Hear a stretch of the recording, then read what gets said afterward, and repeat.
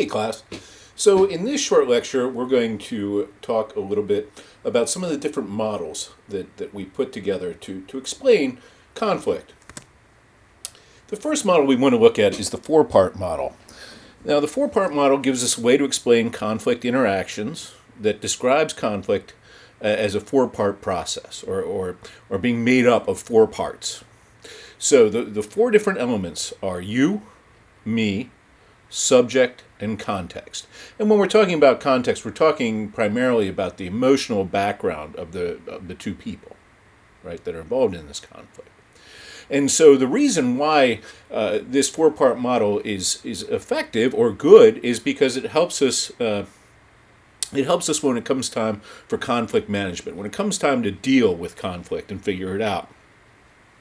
And in order to do this properly, you need to think about each of these four parts, you, me, subject, and context, completely, right? You need to give each one its own due. So let's talk about these different elements. So with regard to the me in this four-part model of conflict, we find that people oftentimes disqualify the me or discount their part in the conflict. When they do this, they're being passive and ignoring their own needs.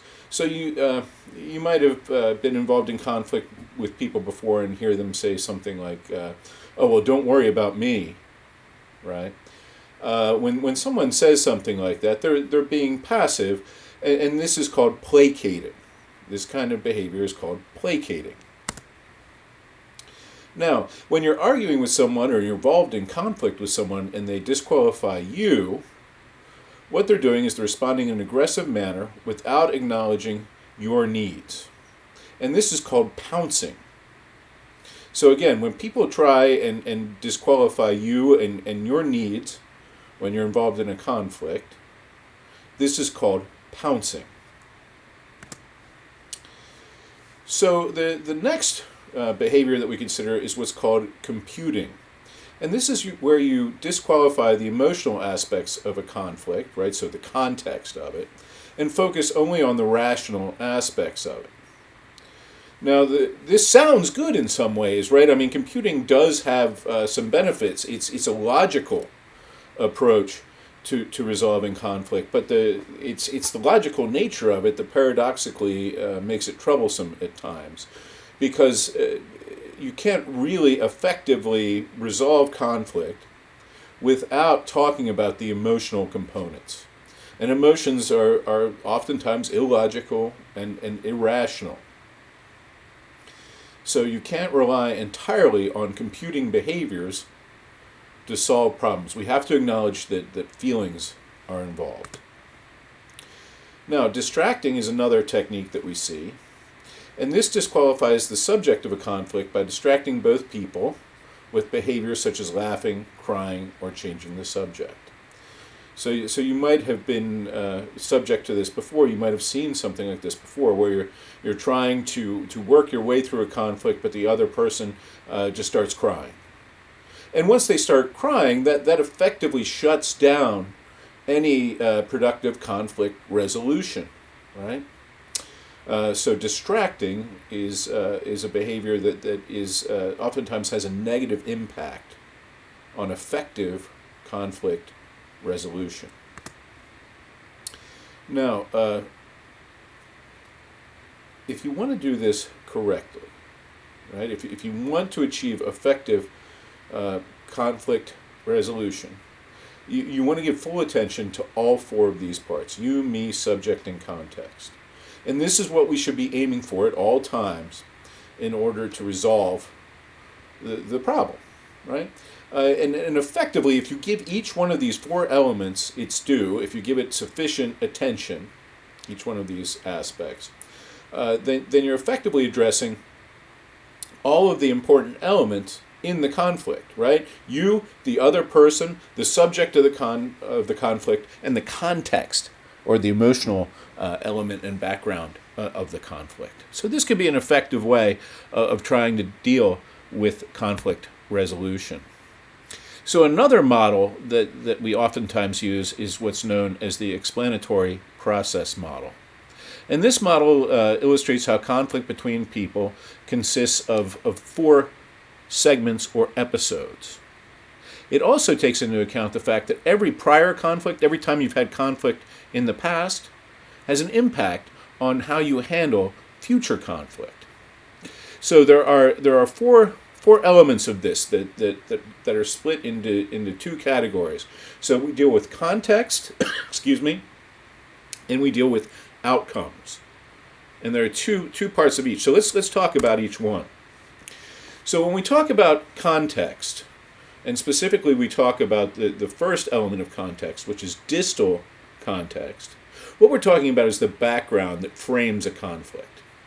So this is whatever set the stage for your argument and contains the history between both of you, right, between both parties, and the areas of disagreement, so what you're arguing about. So again, distal context is the background that frames your argument. Now, proximal context is the other kind of context we think about in this explanatory process model. And these are the rules, emotions, and beliefs of the individuals in the conflict. So distal context is what's happened in the past that set the stage for your argument. Proximal context are the rules, emotions, and beliefs that you hold while you're in the conflict, right? So your actual state with regard to all these elements when you're doing the arguing.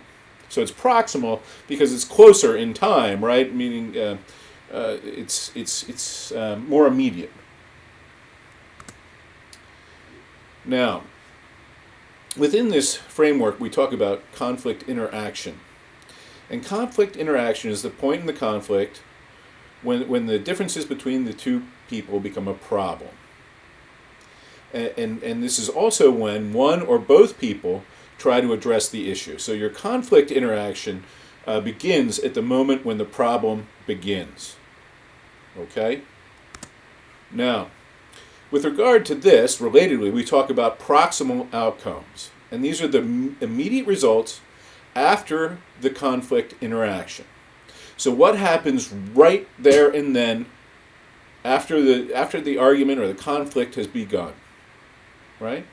So there can be a whole host of proximal outcomes. So you're involved in conflict, and maybe one party is crying and leaves. That would be a proximal outcome. That's the immediate result. It's not the long-term result, but it's what happens right there and then.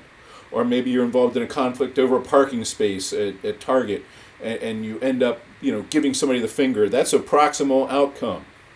That's happening right after the moment, right? That moment of conflict interaction has begun.